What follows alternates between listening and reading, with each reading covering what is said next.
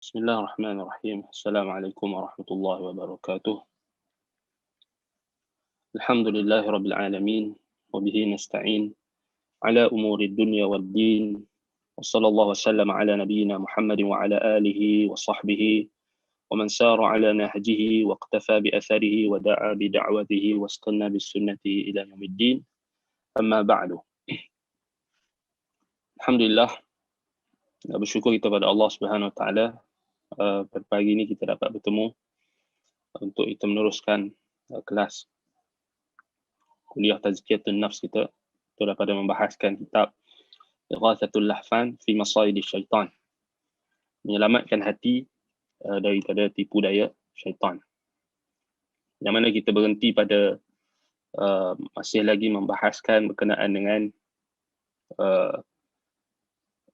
faedah isti'adzah, permohonan perlindungan kita kepada Allah Subhanahu Wa Taala yang dikemukakan oleh Imam Ibn Al-Qayyim, hikmah-hikmah yang terkandung di dalam ayat-ayat Al-Quran yang menjelaskan tentang perintah isti'adzah. Baik, kalau kita lihat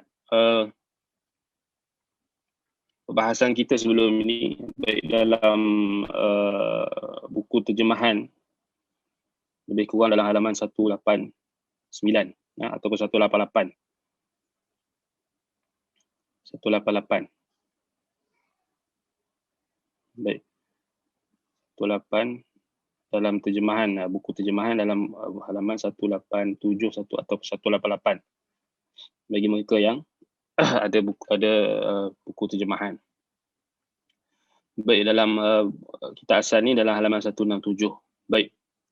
Jadi kita sambung perkataan Imam Ibn Qayyim rahimahullah. Qala rahimahullah wa aidan fa inna as-siyaq hahuna li ithbati sifati kamalihi wa adillati thubutiha wa ayati rububiyyatihi wa shawahidi tauhidihi, wa lihadha aqaba dhalika biqawlihi min ayatihi al-layl wan nahar wa qawluhu wa min ayatihi annaka tara al-arda khashi'ah fa ata bi adati ta'rif dalah على أن من أسمائه السميع العليم كما جاءت الأسماء الحسنى كلها معرفة. Baik. Dan demikian juga dalam siyak, dalam konteks ayat di sini, iaitulah untuk mengisbatkan sifat kesempurnaannya. Iaitulah dalam ayat surah Fussilat. Ini masih lagi membahaskan berkenaan dengan isbat nama Allah As-Sami'ul Alim ataupun As-Sami'ul Basir dalam surah As-Sami'ul Alim. As-Sami'ul Alim. Iaitulah apa beza antara ayat dalam surah Fussilat dan surah Al-A'raf yang masih lagi dibahaskan dalam perbahasan ini. Baik, jadi kata Imam Ibn Qayyim, demikian juga sesungguhnya konteks di sini, konteks ayat ini adalah untuk mengisbatkan sifat kesempurnaannya dan mengisbatkan juga dalil-dalil, kita kata dia adalah sebagai satu dalil-dalil yang menetapkan makna sifat. Sifat apa? Yang ini sifat Allah Subhanahu Wa Taala yang maha mendengar dan maha mengetahui. Wa ayati rububiyyati, dan konteks ayat itu menjelaskan tentang tanda-tanda rububiyahnya. Tanda-tanda Allah Subhanahu Wa Taala itu adalah bersifat dengan sifat rububiyah. Dia adalah Tuhan yang mencipta, dia adalah Tuhan yang mengurus tadbir alam, dan dia juga lah Tuhan yang memberikan rezeki, yang mengurus hal ehwal makhluknya keseluruhannya. Wa syawahidi tauhidihi, dan juga syawahid.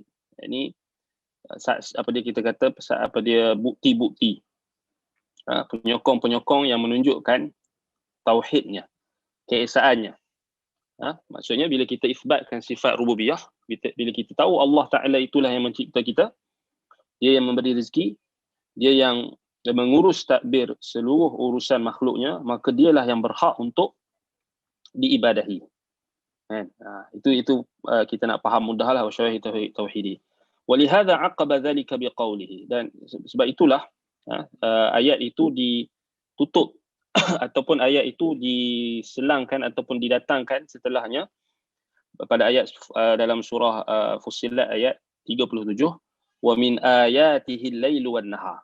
Sebab tu ayat tu kalau kita tengok balik, Allah Ta'ala letakkan ayat berikutnya, Allah kata, dan termasuklah daripada tanda-tandanya, tanda-tanda ayatihi ay ayati rububiyyatih wa syawahidi tauhidihi. Ayat tanda-tanda ketuhanannya, rububiyahnya, dan tanda-tanda tauhidnya, keesaannya. Al-lailu wan nahar. Yang ni penciptaan siang, malam dan siang. Sebab itu kita tengok balik dia punya konteks ayat. Wa qawluh wa min ayatihi annaka taral arda khashi'ah. Dan firman Allah Subhanahu wa taala dalam ayat yang berikutnya, dalam 39, apa dia? Allah kata, dan termasuk daripada ayat-ayatnya, yang ini tanda-tanda kekuasaannya, tanda-tanda rububiyahnya, tanda-tanda keesaannya. Engkau melihat apa? Apa dia? 39, wa min ayatihi annaka taral arda khashi'atan fa idza anzalna 'alaiha al-ma'a ihtazzat wa rabat. Dan di antara tanda-tanda kekuasaannya, tanda-tanda rububiyahnya, ketuhanannya, penciptaannya, apa dia? Sifatnya yang mengurus takbir alam, tanda-tanda keesaannya, kekuasaannya, keagungannya, engkau melihat bumi itu dalam keadaan khasyi'ah. Khasyi'ah maksudnya dalam keadaan kering tandus, dalam keadaan kering kontang. Kan? Annaka taral arda khasyi'atan fa idza anzalna 'alaiha al-ma'a ihtazzat wa rabat. Dan apabila Allah Taala kata apabila kami turunkan hujan menimpanya, yang menimpa bumi yang kering kontang, yang tandus itu, ihtazzat wa rabat, maka bergeraklah tanahnya, warabat, dan suburlah tanamannya. So itu kalau kita tengok balik itu dalam konteks ayat dalam surah Fussilat. Baik, fa'ata bi adati ta'rifi dallati ala anna min asma'ihi as-sami' al-alim. Sebab itulah dalam penghujung ayat yang kalau kita tengok yang sebelumnya, apa dia? 30, yang Allah Ta'ala perintahkan apa? Supaya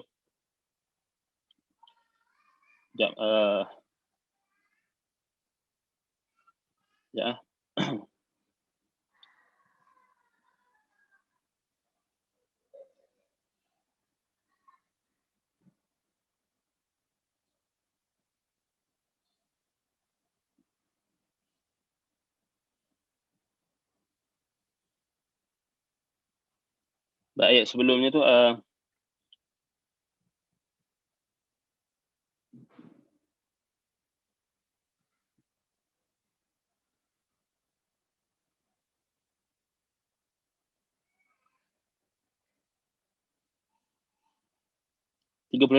36. So poin di sini kita nak hubungkan antara ayat 36 dengan 37. Sebab tu ayat 36 yang kita bincangkan sebelum ni, yang Imam bin Qayyim bincangkan sebelum ni pada ayat 36. Iaitu wa imma yanzaghannaka minasyaitani nazghun fasta'id billah. So yang ni poin dia, jika engkau dihasut ataupun diganggu oleh satu gangguan daripada syaitan, maka hendaklah engkau minta perlindungan kepada Allah. Fasta'id billah innahu huwas sami'ul alim. So yang ni sini supaya kita jelas, Imam Ibn Qayyim nak bahaskan tentang kenapa, apa faedah dalam ayat 36 surah Fussilat Allah Ta'ala datangkan dengan adatul ta'rif. Maksudnya Allah sebut innahu huwas sami'ul alim. Selepas Allah Ta'ala perintahkan untuk kita minta perlindungan, fasta'id billah, mohonlah perlindungan kepada Allah, kemudian Allah kata innahu huwas sami'ul alim. Jadi kat sini dia punya point. Fa'ata bi adati ta'rif adalla ala anna min asma'ihi sami'ul alim kama ja'atil asma'ul husna kulluha mu'arrafah. Maka datanglah dalam ayat yang sebelumnya itu dengan adatul ta'rif. Maksudnya datang dengan as-sami'ul alim, sebagaimana datang dalam nama Allah yang maha indah, asma'ul husna. Walillahil asma'ul husna fad'uhu biha. Kulluha mu'arrafah. Kesemuanya dengan alif lam. Mu'arrafah. Jadi menunjukkan maksudnya itu kaitan ataupun hikmahnya kenapa dalam ayat dalam surah Fussilat ini datang dengan adatul ta'rif. Nah, ini dia punya point, sebab dia berkaitan dengan konteks ayat. Kalau kita tengok konteks ayat itu ayat 37, 30 sampai 39, Allah Ta'ala nak bagi tahu tentang apa? tanda-tanda kekuasaannya. Sebab tu kata Imam Ibn Qayyim, wa aidan fa inna siyaq hahuna li ithbati sifati kamalihi. So, untuk mengisbatkan sifat kesempurnaannya. Jadi sudah tentulah Allah SWT tutup dengan namanya yang datang dengan adatul ta'rif, iaitulah Asmaul Husna, yang kesemua nama-nama Allah tu datang dengan adatul ta'rif, dengan alif lam. Baik. Okey, itu satu apa kita kata faedah yang disebutkan oleh Imam Ibn Qayyim. Wallazi fil a'raf fi siyaqi wa'idil musyrikin wa ikhwanihim minasyayatin. ووعد المستعيذ بأن له ربا يسمع ويعلم وآلهة المشركين التي عبدوها من دونه ليس لهم أعين يبصرون بها ولا آذان يسمعون بها فالله سميع عليم وآلهتهم لا تسمع ولا تبصر ولا تعلم فكيف يسوونها به في العبادة فعلمت أنه لا يليق بهذا السياق غير التنكير كما لا يليق بذلك غير التعريف والله أعلم بأسرار كلامه. Baik. Adapun dalam surah Al-A'raf, surah Al-A'raf ayat mana? Dalam ayat innahu huwa sami'un alim. Innahu huwa sami'un alim.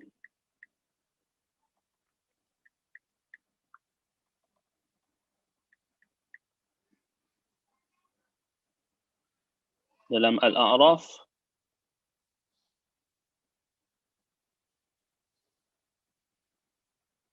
ayat 200 kan.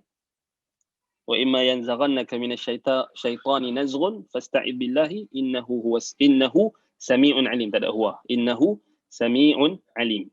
So ini datang dengan nakirah. So datang dengan nakirah. Baik.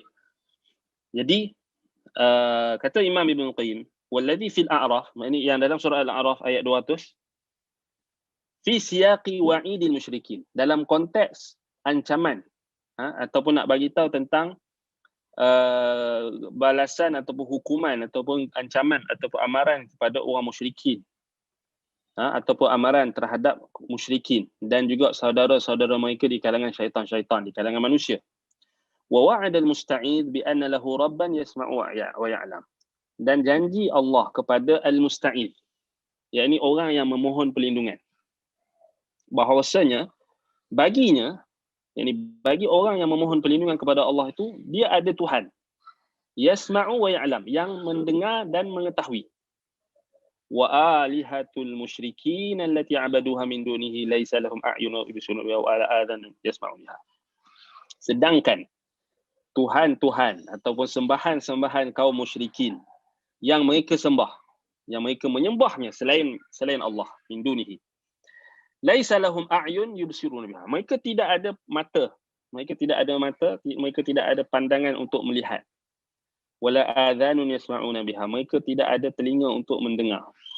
Sedangkan Allah, fallahu sami'un alim. Sedangkan Allah itu maha mendengar lagi maha mengetahui.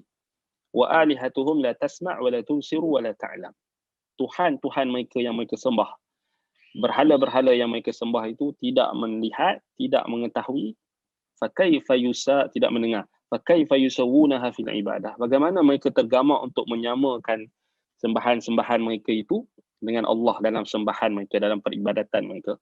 Fa'alimta annahu la yaliqu bihadha siyaq ghairu tankir. Maka engkau telah mengetahui bahawasanya tidak layaklah dalam konteks ayat ini untuk disebutkan berkenaan dengan sifat Allah itu melainkan dengan tankir, dengan nakirah. Ghaira tankir, tidak apa kita kata apa? Tidak layaklah, tidak sepantasnya untuk disebut di sini melainkan dengan siap tankir. Atau kita kata dengan nakirah. Maksudnya datang dengan ayat innahu sami'un alim. Fasta'idz billah innahu sami'un alim. Kama la yaliqu bidzalika ghaira ta'rif. Maka tak layaklah untuk digunakan dengan adatut ta'rif. Wallahu a'lam bi asrari kalamihi. Allah lebih mengetahui tentang rahsia-rahsia kalamnya. So ini antara ijtihad ataupun antara sudut pandang yang diistimbatkan oleh Imam Ibn Qayyim, maksudnya menjelaskan tentang perbezaan antara ayat dalam surah Al-A'raf ayat 200 dengan ayat dalam surah Fussilat ayat 38 ataupun 37 yang kita kata dia ada termasuk ayat mutasyabih, maksudnya mutasyabih fil alfaz. Ayat yang kalau kita hafal Quran, so kita akan jumpa ayat-ayat yang mutasyabihu fil alfaz. Yang dia mutasyabih di sini maksudnya dia dekat-dekat sama tetapi dia ada perbezaan sedikit dalam lafaz. Contohnya macam ni lah. So ini penting untuk orang-orang yang hafal Quran. Sebab dia bila dia hafal Quran dia akan banyak jumpa ayat-ayat yang dekat-dekat. So bila dia tahu tentang apa perbezaan, dia tahu apa hikmahnya, apa perbezaannya, maka ini membantu dia untuk mentadabburi ayat Allah, memahami kalam Allah dan dia dapat merasai kelazatan kalam Allah itu. Sebab itu Imam Ibn Qayyim dia bezakan kat sini. Dia bagi tahu kat kita hikmah dia. Sebab itu apa yang datang dalam at-ta'rif, ada tu ta'rif innahu huwas sami'ul alim dengan innahu sami'un alim. Maksudnya perbezaannya di sini. Baik. ولما كان المستعاذ منه في سورة حاميم المؤمن هو شر مجادلة الكفار في آياته وما ترتب عليها من أفعالهم المريئة بالبصر قال إن الذين يجادلون في آيات الله بغير سلطان أتاهم إن في صدورهم إلا كبر ما هم ببالغيه فاستعذ بالله إنه هو السميع البصير. So di sini ayat dalam surah Ghafir ataupun surah Hamim, Al-Mu'min kan, surah nama lain dia surah Al-Mu'min. Ghafir ayat 56 ataupun kita kata Mu'min kan, surah Mu'min ataupun surah Al-Mu'min atau surah Ghafir. Disebut surah Hamim Al-Mu'min kan. Oleh Imam Ibn Qayyim surah Ghafir lah, samalah. Baik.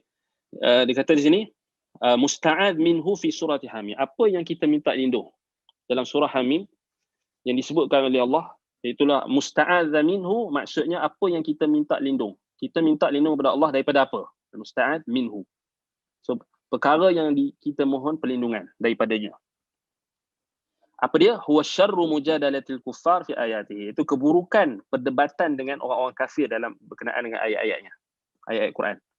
Ayat-ayat Allah. Maksudnya kita minta perlindungan daripada keburukan berdebat ataupun perdebatan antara kita dengan orang-orang kafir dalam ayat-ayatnya. So itu keburukan. Sebab tu kalau kita tengok Allah Ta'ala sebut dalam surah Ghafir, Allah kata ayat 35 kan, alladzina yujadiluna fi ayatillahi bighairi sultanin atahum kabura maqtan 'inda Allah. Ataupun ini dalam 56.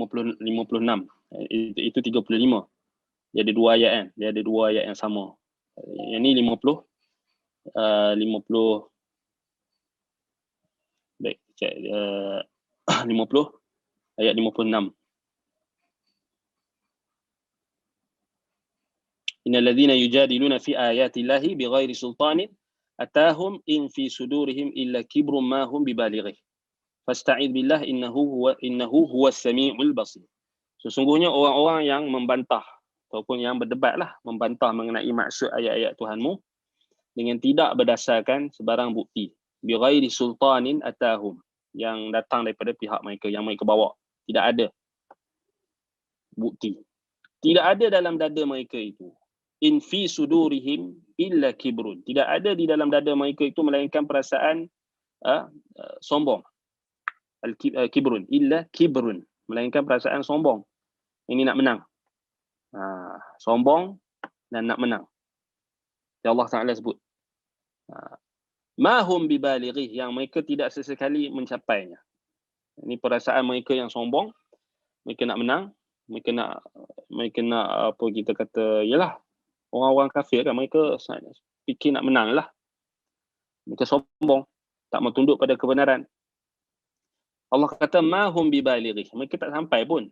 Mereka sombong tapi tak sampai pun. Mahum bibalighi, tak sampai pun pada apa yang mereka nak mencapainya tu. Mereka tak boleh pun nak menang.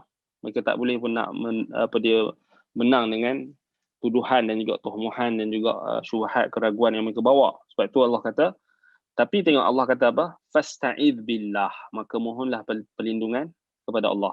Innahu huwas sami'ul basir. Sesungguhnya dia, Allah itu maha mendengar lagi maha melihat. So di sini Allah datangkan dengan adatut ta'rif. Baik, apa rahsia dia? Apa dia punya hikmah? Baik. kata Imam Ibn Qayyim, fa innahu walamma kana al-musta'ad minhu fi surati Hamim Mu'min huwa syarru mujaradati kuffar fi ayati. So di sini keburukan yang kita minta berlindung kepada Allah ni adalah keburukan dalam berdebat terhadap ayat-ayat Allah. Berdebat terhadap ayat-ayatnya. Dan wa ma tarattaba 'alaiha min af'alihimul muri'ah bil basar, dan apa yang kesan daripada perdebatan ataupun mujadalah bi ghairi ilm, ataupun perdebatan tanpa ilmu, tanpa bi ghairi sultan, tanpa bukti, tanpa hujah, dia akan menatijahkan perbuatan-perbuatan yang kita nampak. Kita nampak. Saya kata sini min af'alihimul muri'ati bil basar. Kita nampak dengan mata.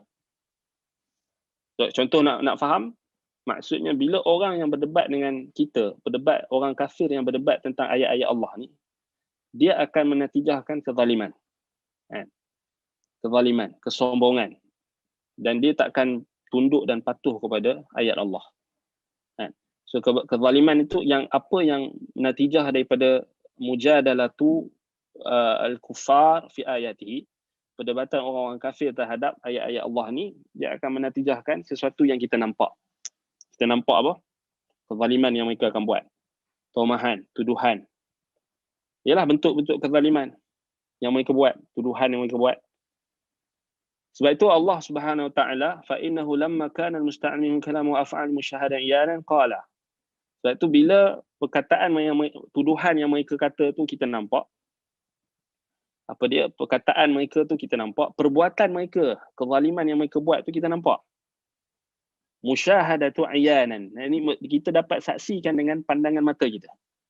Maka ketika itu Allah Ta'ala perintahkan apa? Innahu fasta'id billah innahu huwas sami'ul basir. Maka Allah perintahkan kita minta perlindungan kepada Allah, sesungguhnya Allah itu maha mendengar lagi maha melihat.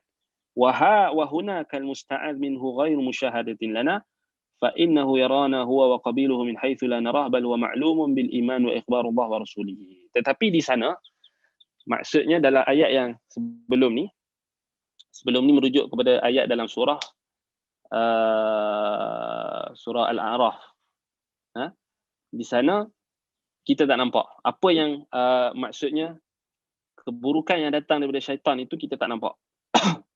Was-was dia dan sebagainya di sana. Fa innahu yarana wa huwa wa qabiluhu. Saya kata wa hunakal musta'ad minhu ghairu musyahadatan lana. Sedangkan dalam ayat yang sebelum ini al-musta'ad minhu ghairu musyahadatin lana. Perkara yang kita minta lindung itu kita tak nampak. Kita tak boleh nak menyaksikan dengan pandangan mata kita. Maksudnya hasutan syaitan, waswas syaitan di kalangan jin. Fa innahu yarana huwa wa qabiluhu min haitsu la narah. Kerana syaitan ni, syaitan di kalangan jin ni dia melihat kita. Dia dengan dia punya puak-puak dia tengok kita tetapi kita tak nampak dia. Bal huwa ma'lumun bil iman wa ikhbarillah wa rasulih. Hanya kita nampak dengan apa? Apa yang dimaklumkan kepada kita dengan iman. Maksudnya melalui iman kita kepada khabar-khabar yang Allah sampaikan dan Rasulnya sampaikan. Sebab itu perbezaan dia, innahu huwas sami'ul basir. Maka di sana di sini kita kata perbezaan antara ayat dalam surah Hamim dan juga surah Al-A'raf, surah Fussilat tadi, maksudnya dijelaskan oleh Imam Ibn Qayyim rahimahullah. Maksudnya kat sini maksudnya itu antara faedah, itu antara hikmah yang kenapa ditutup ayat itu dengan adatut ta'rif. Maksudnya di sini nama Allah itu yang mu'arrafah yang sama macam nama-nama Allah yang lain lah, datang dengan adatut ta'rif, maksudnya as-sami'ul basir. Nampak? Baik. Jadi itu perbezaan. Baik, fal Qur'anu arsyada ila daf'i hadaini al-aduwaini bi ashali turuq bil isti'adati wal i'radi 'anil jahilin wa daf'i isa'atihim bil ihsan wa akhbara an 'idami hadhi man laqahu dhalik fa innahu yanalu bidzalika kaffa syarri 'aduwihi wa inqilabihi sadiqa wa mahabbati an-nas lahu wa thana'ihim 'alayhi wa qahri hawah wa salamati qalbihi min al-ghilli wal hiqdi وطمأنينة الناس حتى عدوه إليه هذا غير ما يناله من كرامة الله وحسن ثوابه ورضاه عنه وهذا غاية الحظ عاجلا وآجلا ولما كان ذلك لا ينال إلا بالصبر قال وما يلقاها illa alladhina sabaru fa inna an-naziqa at-ta'ish la yasbiru 'anil muqabalah. Baik. Maka Al-Quran memerintahkan ataupun membimbing kita memberi petunjuk dan membimbing kita untuk mencegah kedua musuh tersebut dengan cara yang paling mudah. Maksudnya musuh di kalangan syaitan di kalangan jin dan syaitan di kalangan manusia lah, iaitu membaca isti'adzah. Itu cara yang Allah Ta'ala bimbing kita, membaca isti'adzah daripada syaitan yang direjam, syaitan yang di kalangan jin. Allah Ta'ala suruh kita dafa', yakni menolak, mencegah, menolak kedua musuh tersebut dengan cara yang ashalut turuq, dengan cara yang paling mudah. Baca isti'adzah dan berpaling daripada orang-orang yang jahil, orang-orang yang bodoh, serta mencegah perbuatan jahat mereka dengan berbuat baik kepada mereka. Itu bila berhadapan dengan syaitan di kalangan manusia. So ini penting, kan? Berbuat baik maksudnya idfa' billati hiya ahsan tu. Allah Taala suruh kita menolak dengan baik. Jadi Al-Quran juga membenarkan ataupun memberikan kepada kita memberikan kita kata wa akhbara an 'idhami hadhi min man laqahu dhalik. Ini Allah mengkhabarkan kepada kita tentang agungnya bahagian ataupun ganjaran yang akan diperolehi bagi orang yang diberikan hal tersebut. Fa innahu yanalu dhalika bidzalika kaffa syarru aduwihi wa inqilabi sadiqan. Maksudnya antara ganjaran yang Allah Ta'ala berikan kepada orang yang diberikan kelebihan, iaitu yang dia mampu untuk menghadapi keburukan syaitan di kalangan manusia, iaitulah dia dapat menolak keburukan musuhnya itu dan menterbalikkan wanqilabihi sadiqan, menterbalikkan keadaan musuhnya itu menjadi sadiq, menjadi orang yang menjadi kawan, daripada musuh menjadi kawan. So maksud sini, ini satu kelebihan yang Allah Ta'ala berikan kepada orang-orang beriman, orang-orang yang diberikan kesabaran dan orang-orang yang diberikan keazaman dan dhu hadzin azim, yang Allah Ta'ala berikan bahagian yang besar, iaitulah dia akan menukar musuh tadi menjadi kawan dia. Wa mahabbatin nasi lahu, dan akan daripada tohmahan akan menjadikan musuh tadi mencintainya, daripada kebencian menukar musuh tadi menjadi menyintainya, daripada benci jadi sayang. Wa sana'ihim alaihi, daripada menuduh dengan tuduhan yang jahat kepada pujian. Wa qahra hawah, dan juga dia akan mengalahkan hawa nafsunya. Wa salamati qalbihi minal ghilli wal hiqd, akan menyelamatkan hatinya daripada sikap al-ghil, yakni wal hiqd, yakni hasad dan juga dengki. Wa tama'ninatin nasi hatta aduhi ilaih, dan ketenangan manusia kepadanya sehinggalah musuhnya itu juga akan tenang kepadanya. Hadza ghairu ma yanaluhu min karamatillah. Maksudnya kemampuan ini tidak akan dicapai melainkan dengan kemuliaan daripada Allah. Wa husni thawabihi wa ridahi anhu, dan nak menunjukkan betapa baiknya ganjaran yang Allah Ta'ala berikan, dan bagaimana kalau Allah Ta'ala telah redha kepada seseorang. Wa hadza ghayatul hadzi ajilan wa ajalan, dan inilah sebenarnya kemuncak bagi ganjaran yang dan pahala yang paling beruntung sekali, yang ajilan wa ajilan, sama ada yang segera ataupun yang di dunia ataupun di akhirat. Walamma kana dhalika la yunalu illa bisabri qala wa ma yulaqaha illa alladhina sabaru. Sebab itulah bila ganjaran ini adalah satu ganjaran yang sangat besar, Allah Ta'ala bagi tahu dia tak akan dapat dicapai melainkan dengan kesabaran. Sebab itu Allah kata sifat-sifat baik itu tidak akan dianugerahkan melainkan kepada orang-orang yang bersabar. Wa ma yulaqaha illa alladhina sabaru. Fa innan naziqa at-ta'isha la yasbiru 'anil muqabalah. Kerana apa? Sesungguhnya orang yang naziqa at-ta'ish ni orang yang cepat gelabah ataupun orang yang ta'ish ni orang yang dia cepat gelabah ataupun dia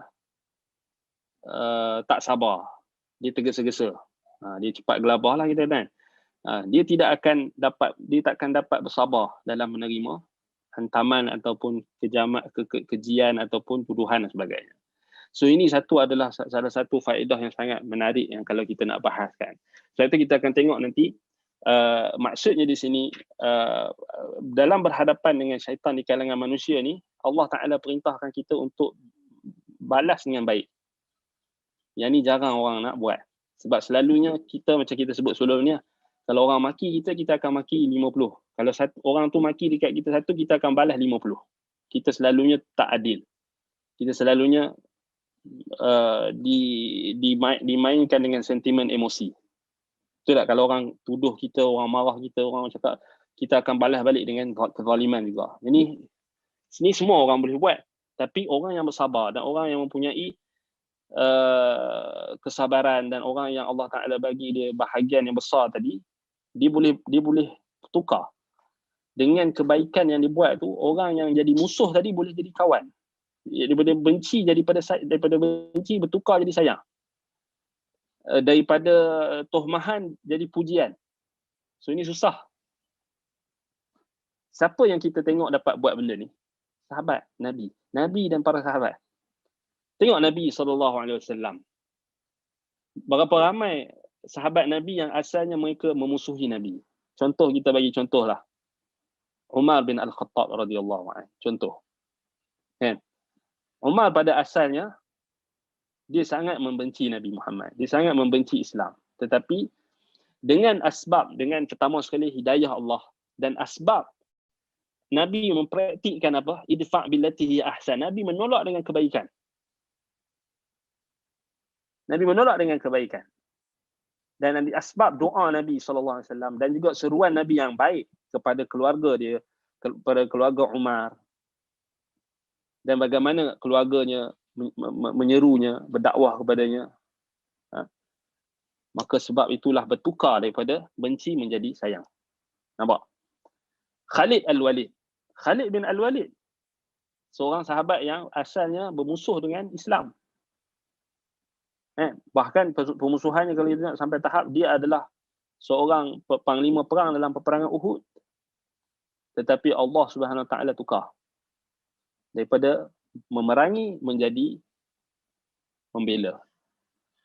Siapa tak kenal? Amr bin Al-As radhiyallahu an, yang diutuskan oleh kaum musyrikin pada sebelum dia Islam untuk berdebat dengan berdebat dengan Ja'far bin Abi Talib radhiyallahu an ketika mereka berhijrah di Habasyah. Amr bin Al-As sangat bencikan orang Islam, tetapi bertukar akhirnya menerima Islam dan menyayangi Nabi Muhammad sallallahu alaihi wasallam. Sehingga anaknya menjadi orang yang antara yang paling Nabi sayang, Abdullah bin Amr bin Al-As.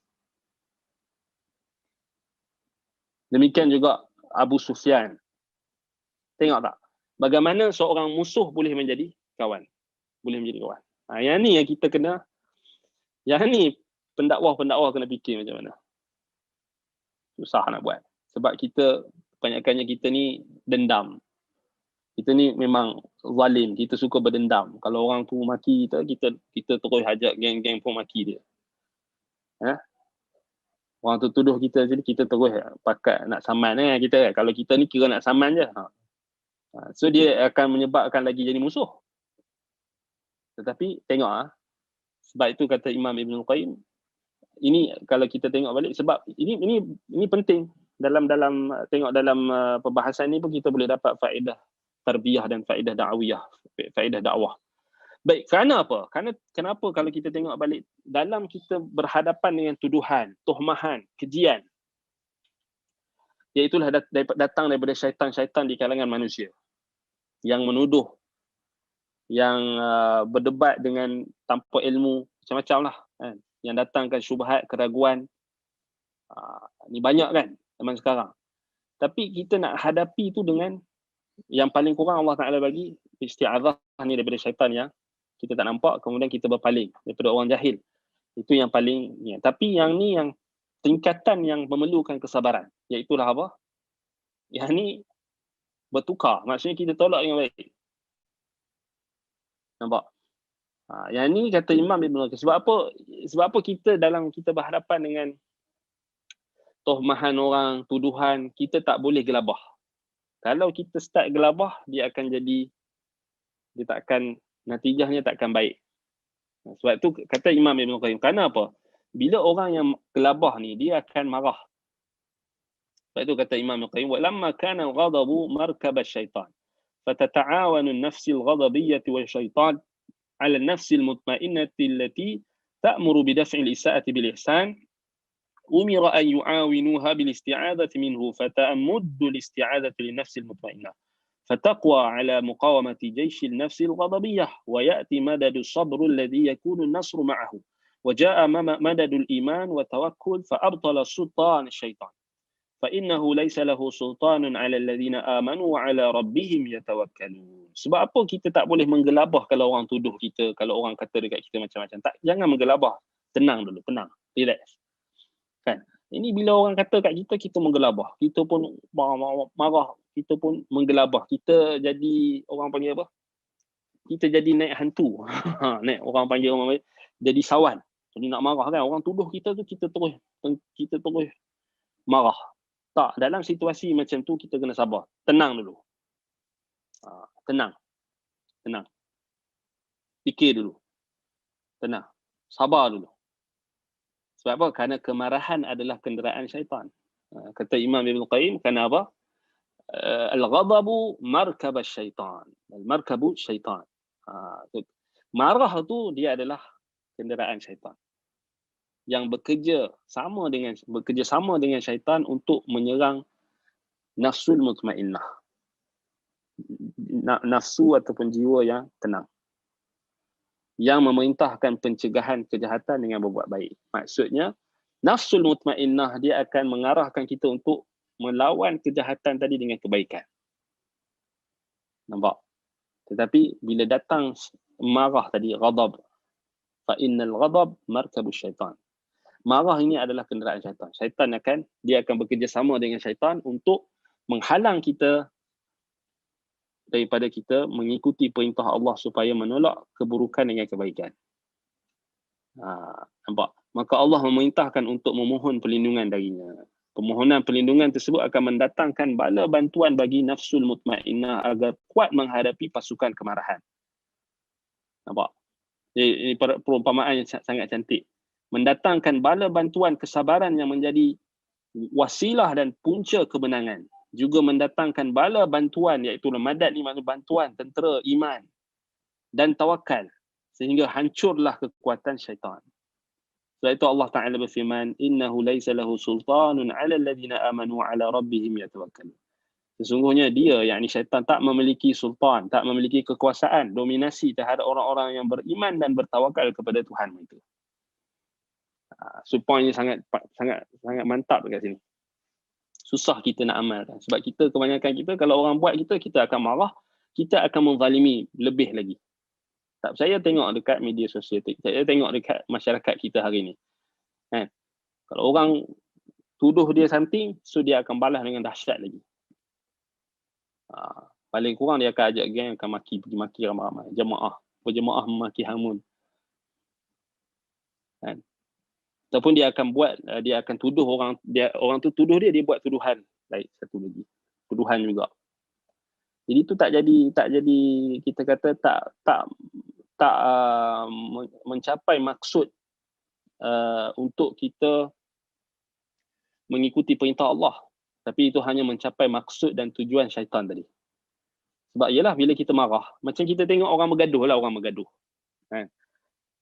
Dia bergaduh ni, dia kalau dia ada dia punya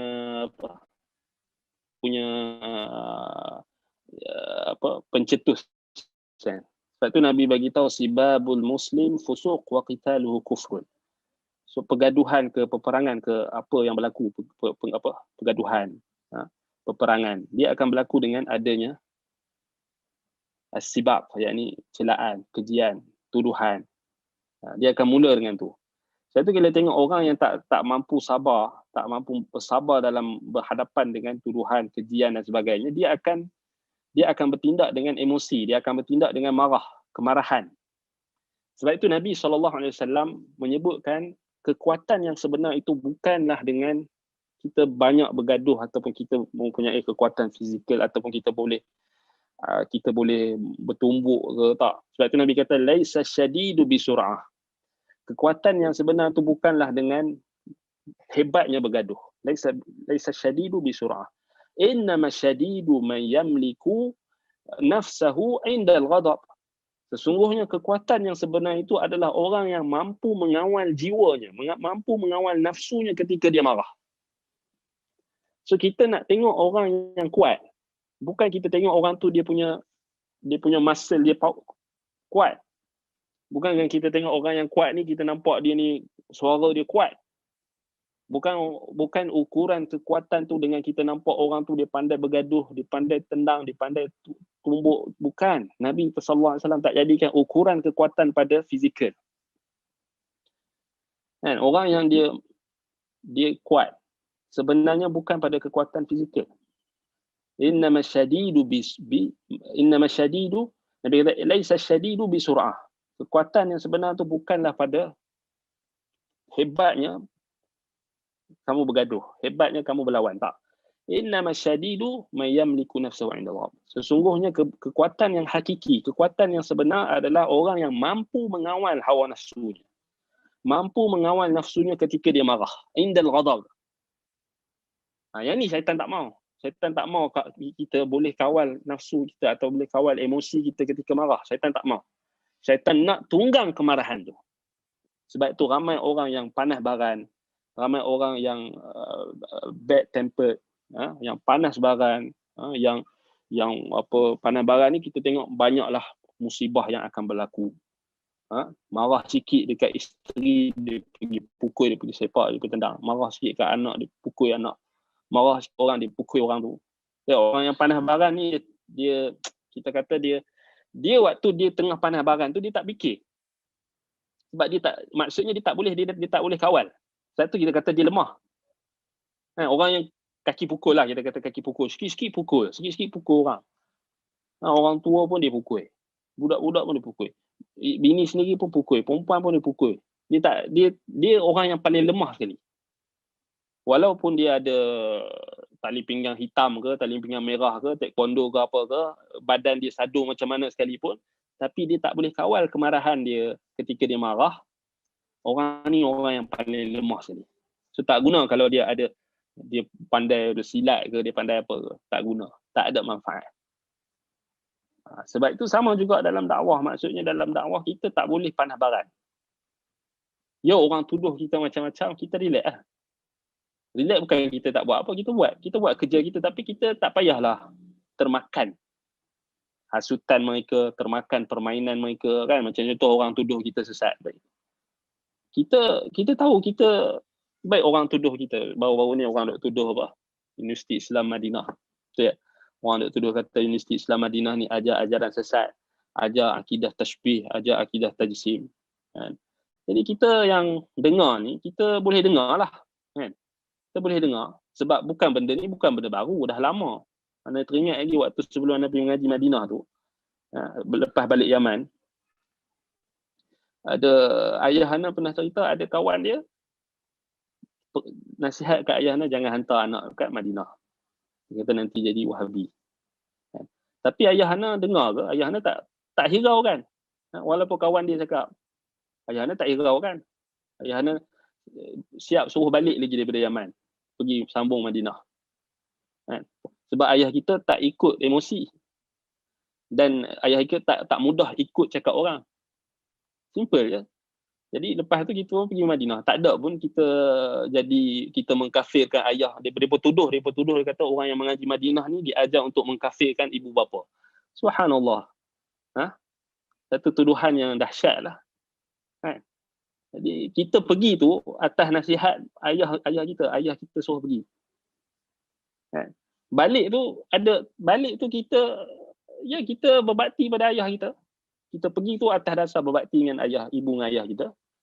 Dan ibu kita, rahimahullah. Suruh pergi. Lepas tu orang tuduh kita mengkafirkan ibu dengan ayah. Ini tuduhan. Tak, kita boleh tahu, kita tahu sendiri pasal kita mengaji kat sana. Ini tuduhan yang tipu lah.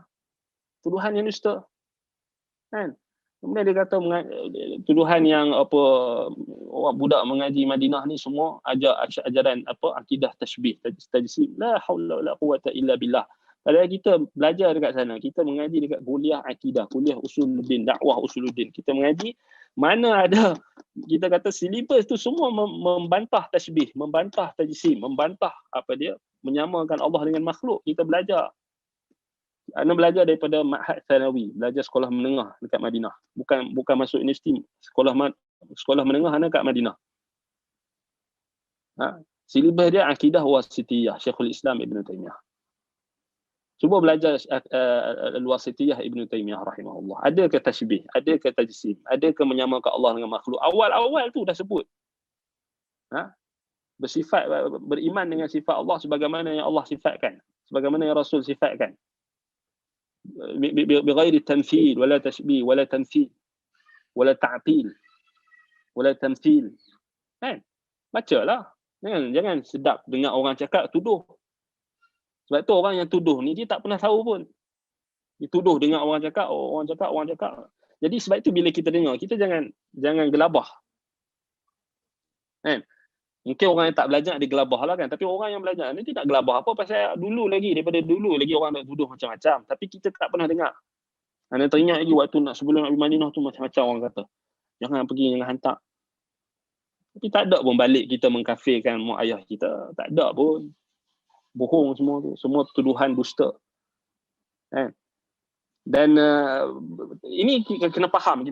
Kenapa tiba-tiba datang isu ni. Kerana adanya satu ketidakselesaan dalam sebahagian orang yang apabila kesesatan mereka, kesyirikan mereka, khurafat, benda-benda khurafat yang mereka ajarkan mula dipertikaikan oleh masyarakat. Masyarakat dah mula mengkaji, masyarakat dah mula membuka mata, jadi mereka tak selesa.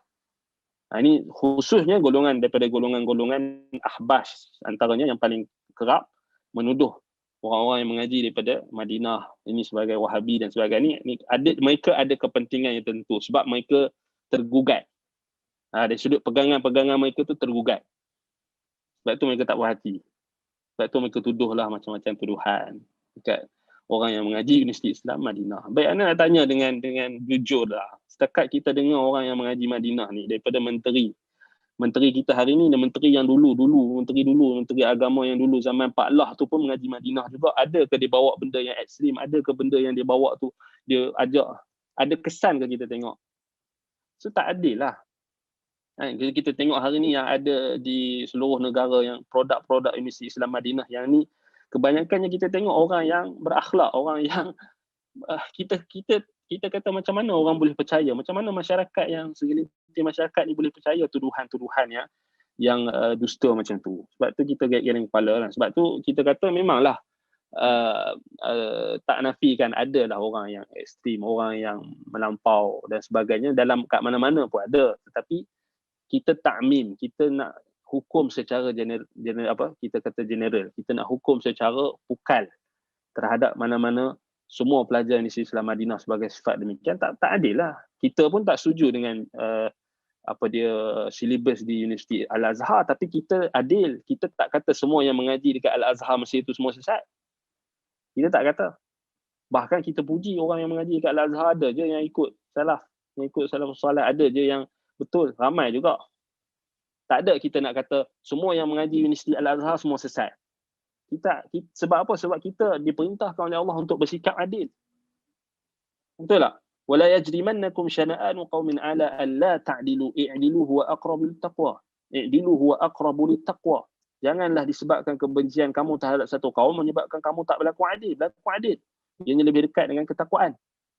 So tak ada pula kita nak sebar dalam masyarakat kita kata semua yang balik mengaji daripada Universiti Al-Azhar ataupun balik daripada Universiti Maghribi ke, Universiti mana-mana ke, sesat. Tak ada. Walaupun kita tahu ada di kalangan mereka yang sesat, tapi kita tak generalize. Kita tak, sebab tak adil. Sama jugalah macam Universiti Islam Madinah. Kan? Ada juga yang ialah individu yang balik mengaji, ada juga yang ajar-ajaran sesat, tak nafikan. Yang bertukar. Kerana kita kena faham bukan menjamin seorang tu belajar kat mana dia akan tetap di atas jalan kebenaran. Itu kalau kita jadikan belajar kat mana tu sebagai ketetapan neraca kebenaran, salah lah. Itu awal-awal lagi kita dah fail dalam manhaj. Bukan itu. Kita tengok pada sejauh mana dia berpegang teguh dengan Quran dan Sunnah. Kalau dia mengaji Madinah sekalipun, tapi dia balik dia mengajak benda-benda yang sesat juga. Tapi bila kita sebut tentang kita takmim maksudnya kita kata semua yang balik ataupun kita kata yang mengaji Universiti Islam Madinah ni ataupun dituju terus Universiti Islam Madinah tu produk yang mengajar kepada ekstremis, mengajar kepada mengkafirkan orang, mengajar ajaran akidah tasybih. Ini satu kezaliman. Kita masuk sikit lah kan. Sebab itu kita tak payah menggelabah lah kan. Sebab Ana pun bagi pandangan Ana sendiri pun benda ni dah lama. Orang tuduh macam-macam. Cuma kita jawab je lah. Kan? Jadi kita jawab dengan baik. Kita tak berlaku zalim pada mereka. Kita jawab dengan betul. Kita tak ada tuduh mereka pula yang sian. Tapi walaupun kita tahu di kalangan mereka itu ada yang memang sesat. Kan? Memang yang buat tuduhan tu sendiri dia sesat sebenarnya. Dia takut orang masyarakat tahu kesesatan dia, jadi dia tuduhlah macam-macam sebab dia tak ada hujah. Kalau dia ada hujah, dia tak payahlah tuduh. Bawalah gentleman sikit, bawalah hujah, bawalah bukti. Setakat ambil dalam satu kitab, kemudian dia buat kefahaman sendiri, semua orang boleh. Macam tu Quran pun kita boleh kata salah. Sebab semua orang yang sesat akan ambil Quran. Kan? Tak betul lah. Maksudnya balik pada macam mana kita nak faham. Nak kata orang tu sesat, baik tengok apa bukti. Kalau bercanggah dengan Quran dengan Sunnah, sesatlah. Tapi ni ada Quran dengan Sunnah ni. Quran, Sunnah dengan kefahaman salaf. Itu yang diajarkan di Universiti Islam Madinah. Bukannya kita jadikan kefahaman orang, kefahaman individu sebagai penentu. Itu masalahnya kan. Baik, jadi sebab itu susah kan. Maksudnya orang yang buat zalim kat kita nak balas dengan kebaikan. Maksudnya kita nak balas dengan benda yang adil. Nak berlaku adil tu susah. Sebab itu Allah Ta'ala sebut dalam Quran, i'dilu huwa aqrabu littaqwa. Sebab memang kebanyakan orang yang mendorong dia melakukan kezaliman disebabkan kebencian dia terhadap sesuatu individu ataupun sesuatu kumpulan. Ialah kita bila dah tak suka, sebut tentang Wahabi ni memang dia dah tak suka. Nak buat macam mana? Kita boleh paksa ke? Dia dah memang tak suka daripada awal lagi dia tak suka. Sebut saja Madinah, Wahabi tu. Baik, dia kena faham. Dalam hadis-hadis Nabi SAW menunjukkan Madinah ni adalah tempat kembalinya iman. Seperti mana ular kembali kepada sarangnya. Kalau kita nak sebut tentang fadilat Madinah ni banyak. Orang yang mengaji Madinah, kita telah tuduh mereka yang belajar di bumi Rasulullah SAW. Mereka yang mengaji Madinah ni bukan mengaji kat Universiti Islam Madinah saja tau. Kerana pada waktu malamnya, majoriti penuntut Universiti Islam Madinah, mereka akan bertalaki di Masjid Nabawi. Masjid Nabawi ni pusat pengajian Islam yang pertama dalam Islam. Al-Azhar pun kalah. Siapa yang berani kata Masjid Nabawi sesat?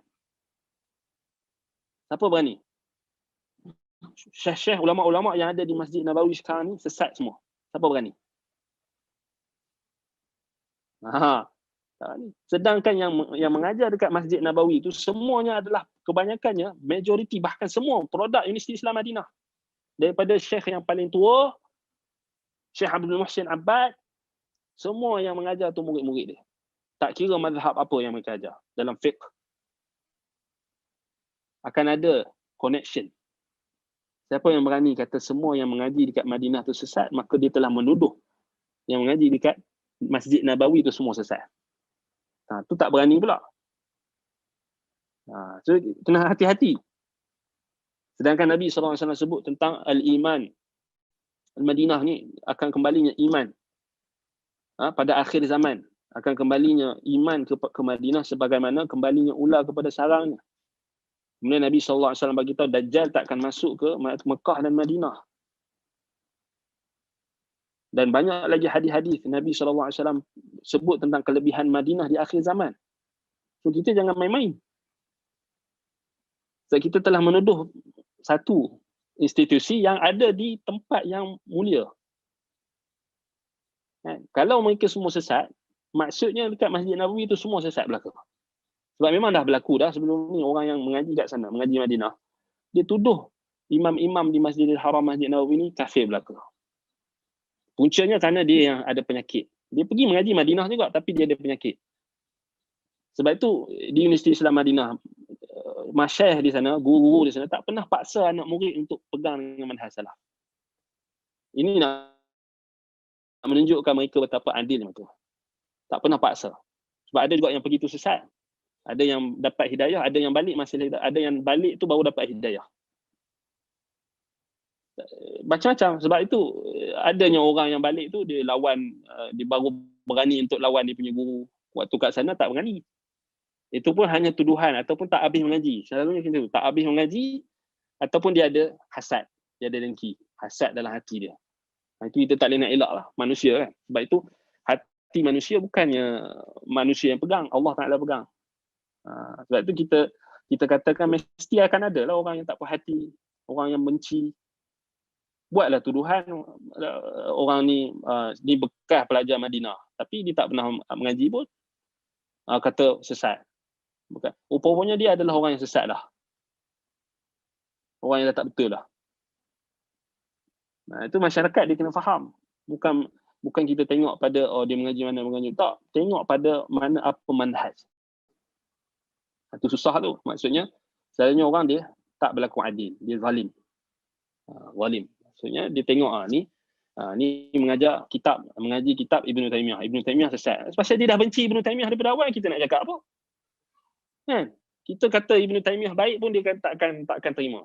Dia kata Ibn Taymiyah macam, yalah pasal manhaj Universiti Islam Madinah dari sudut akidahnya memang manhaj Ibn Taymiyah. Baik, anda belajar di Universiti Islam Madinah, kami belajar kuliah dakwah Usuluddin, silibus untuk bab takfir ni ada. Kitab At-Takfir wa Dawabituhu. Syekh Syekh Ibrahim Ar-Ruhaili hafizahullah mengajar di Masjid Nabawi. So nak tahu tentang macam mana mauqif orang yang mengaji di Madinah tentang takfir, belajarlah kitab tu. Kami belajar kitab tu, memang kitab tu, kalau belajar kitab Syekhul Islam Ibn Taymiyah, belajar kitab muqarrar, silibus yang ada ni, memang jelas. Maksudnya perintah supaya berhati-hati dalam takfir. Bukalah kitab tu, At-Takfir wa Dawabituh. Yang tu yang kami mengaji kat Madinah dulu. Bukannya dengar orang cakap, belajarlah. Itu seorang orang mengaji. Bukannya dengar orang yang bermusuh dengan Madinah, orang musuh dengan dengar dia bercakap tu. Dah hang yang tak baca kitab Ibn Taymiyah pun tak baca betul. Dia tak adil. Orang macam ni yang selalu buat tuduhan. Dia tak mengaji. Dia tak baca betul. Ataupun dia ambil daripada tafsiran orang yang memang ada masalah. Allahul musta'an. Sebab tu kalau kita nak bahas satu-satu, memang banyaklah bukti kita yang menunjukkan memang tak ada tuduhan mereka tu dusta. Terus anda kata, kalau nak tahu tentang mauqif pendirian pelajar Universiti Islam Madinah tentang masalah takfir, adakah betul orang yang mengaji Madinah ni mengkafirkan bapa mereka sendiri, mengkafirkan orang-orang Islam? Baik, belajarlah dalam silibus dia. Silibus di universiti, di kuliah dakwah ataupun di semua kuliah tentang akidah. Betapa masyayikh di sana, betapa guru-guru kami di sana sangat memberikan pesanan dan sangat memberikan amaran terhadap kami supaya berhati-hati dan berwaspada dalam isu takfir. Jangan bermudah-mudah dalam mengkafirkan orang. Itu dia tak mau sentuh. Tak adil. Sebab tu bacalah kitab At-Takfir wa Dawabituhu Syekh Ibrahim Ruhaili. Jelas. Takfir ni pun ada dawabit dia, ada dia punya syarat-syarat. Mana nak cari orang yang belajar yang berdisiplin macam tu kalau bukan di Madinah? Kalau kita tengok orang kata, memanglah kita dengar je orang kata, terima. Habis memang kita tak cerdik lah. Kan? Cuba tengok berapa ramai orang yang dah dikafirkan oleh orang mengaji Madinah hari ni. Adakah anda cakap terang-terang orang yang mengaji dengan anda, adakah anda cakap mana-mana individu semua anda panggil dia kafir terus, kafir jenis juga? Tak ada. Berani cakap tak ada kan? Bahkan kita dididik, dibimbing oleh masyayikh supaya berhati-hati. Dan hadis Nabi pun jelas. Kalau kita kata dekat saudara kita ya kafir, maka dia akan, kalau tak berlaku kekufuran tu pada apa yang kita katakan, maka dia akan kembali pada kita. Dia akan kembali pada salah seorang. Maksudnya kalau kita tak betul, tuduhan kita akan kembali. Bukan main-main. Bab kafir, mengkafir ni. Cuma dalam perbahasan akidah memanglah adalah perbahasan tentang kekufuran. Dia senang je. Kalau kita tak mau sifat kafir tu pada kita, jangan buat benda yang kufur. Itu je. Orang tak pernah kata kita kafir, orang tak pernah tuduh kita kafir, tapi kita pergi buat benda kufur. Benda orang tak pernah kata, tapi kita terasa. Dia macam itulah. Kita nak orang panggil kita Islam, tapi kita buat benda yang kufur. Lepas tu orang tak kata apa pun, kita marah. Itu ibarat dia. Orang tak kata pun dia tu kafir, tapi orang kata benda perbuatan dia kafir. Perbuatan yang dia buat tu kufur. Minta kepada selain Allah, kufur lah. Kufur akbar. Minta dekat wali. Doa kepada selain Allah, kafir lah. Takkan tak kafir pun. Benda yang kufur lah. Tapi dalam kita nak menuduh orang tu kafir, kita berhati-hati, kita tak kata orang tu kafir. Dah mereka terasa mereka kafir lah. Buat macam mana? Kita tak pernah pun kata wahai kafir. Kita tak pernah kata. Tapi kita jelaskan kepada masyarakat perbuatan tu kufur. Jadi bila mereka terasa, itu jadi point dia. Itu yang jadi mereka marah. Itu je isu dia. Walhal isu tu kalau kita bawa pada isu akademik, tak ada isu. Bahas je. Tapi masalahnya emosi. Sebab bila orang kata benda tu kekufuran, dia marah. Dah kalau tak mau marah, tak payahlah buat. Tinggalkan. Itu masalahnya. Wallahu musta'an. Kita suruh minta dekat Allah saja. Takkan kita yang kafir kot. Kita suruh minta dekat Allah saja. Jangan minta dekat wali. Jangan minta dekat orang mati. Kita pula jadi kafir. Kita suruh minta ajak kepada Allah. Kita pula jadi kafir. Kita pula mengkafirkan orang. Padahal dia sendiri yang buat benda yang kufur. Allahul musta'an. Baik, sambung balik. Jadi Mujahid, Ikrimah dan para mufassir berkata, dia kata sini waqala Mujahid wa Ikrimah wal mufassirun laisa lahu hujjah. Laisa lahu hujjah maksudnya apa dia? Yang dimaksudkan dengan laisa lahu sultan. Kata Mujahid, Ikrimah dan mufassir. Iaitulah tidak memiliki hujjah, tidak memiliki argumentasi hujjah. Itulah syaitan dia takkan mampu mendominasi dengan hujjah. Dengan hujjah kerana dia tak ada hujjah. Dia tak ada hujjah. Tak memiliki argumentasi. Jadi kita mengaji kitab Ibnul Qayyim. Ada ke Ibnul Qayyim ajar mengkafirkan orang? Ada ke? Kita mengajar kitab-kitab Imam Ibnul Qayyim rahimahullah. Ada ke Imam Ibnul Qayyim ada sebut tasbih, menyamakan Allah dengan makhluk? Cuba cari satu bukti. Anda cabar. Ada ke Imam Ibnul Qayyim, Ibnu Taimiyah mengajak kepada tasbih? Boleh cari tak? Tak ada, melainkan hanyalah kefahaman yang buruk yang datang daripada orang yang tak faham perkataan mereka. Itu je kesimpulan. Mengajak kepada tauhid, mengajak kepada sunnah, mengajak kepada penyucian jiwa, tazkiyatun nafs. Bukan mengajak kepada nak mengkafirkan orang. Betul tak? Itu boleh fikirlah. Kita dah mengaji berapa tahun dah kitab Ibnul Qayyim. Ada ke kita, lepas pada kita mengaji ni kita pakat-pakat nak kafirkan orang? Tak. Lepas mengaji ni kita pakat-pakat duk tengok diri kita, betul tak? Pakat-pakat duk muhasabah diri. Muhasabah diri. Macam mana Imam Ibnul Qayyim ajar? Ni murid Ibnu Taimiyah yang mereka tak suka tu. Mereka kata Ibnu Taimiyah ni sesat, musyabbihah, mujassimah. Itu sebenarnya poin dia.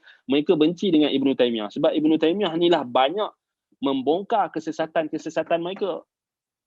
Apa kaitan dengan Universiti Islam Madinah? Sebab Universiti Islam Madinah antara satu institusi yang sangat memperjuangkan manhaj Syekhul Islam Ibnu Taimiyah sebab Ibnu Taimiyah ini membawa manhaj salaf. Itu je kata kunci dia. Keyword kita nak faham. Kenapa baru-baru ni kita dengar orang duk tuduh Universiti Islam Madinah sesat sebagainya. Sebab mereka tak suka. Mereka tak suka Ibnu Taimiyah, mereka tak suka manhaj salaf tu. Ibnu Taimiyah bukan bawa benda baru. Cuba kita tengok Ibnul Qayyim. Setiap ayat Quran yang dia bawa, dia akan bawa pendapat tabi'in, pendapat salaf, pendapat sahabat Nabi. Tengok ni. ayat innahu laisa lahu sultanun 'ala alladhina amanu 'ala rabbihim yatawakkalun. Tengok dia bawa apa? Wa qala Mujahid wa Ikrimah wal mufassirun. Mana ada dia bawa pendapat-pendapat yang pelik-pelik ke? Dia bawa pendapat tabi'in, pendapat sahabat Nabi. Ni sesat ke? Teruklah kalau kita kata sesat pendapat tabi'in. Itu point dia. Mereka tuduh Ibnu Khuzaimah, mereka tuduh Imam Ad-Darimi, mereka tuduh, bukan setakat tuduh Ibnu Taimiyah, mereka tuduh ulama-ulama salaf yang terawal, mereka tuduh sebagai imam salaf ini sebagai mujassimah. Itu point dia, mereka tak puas hati. Sebab itu mereka marah. Sebab itu mereka momokkan pada masyarakat, jangan hantar anak dekat Institusi Islam Madinah ni Wahabi, ini gitu. Orang yang cerdik dia tak terima. Dia akan terima pada dalil. Dia akan tunduk pada dalil. Itu alhamdulillah ayah anak, memang sebelum anak pergi tu, ayah anak memang dihasut oleh ada individu-individu yang kata jangan hantar anak kau kat Madinah. Ayah anak cerita.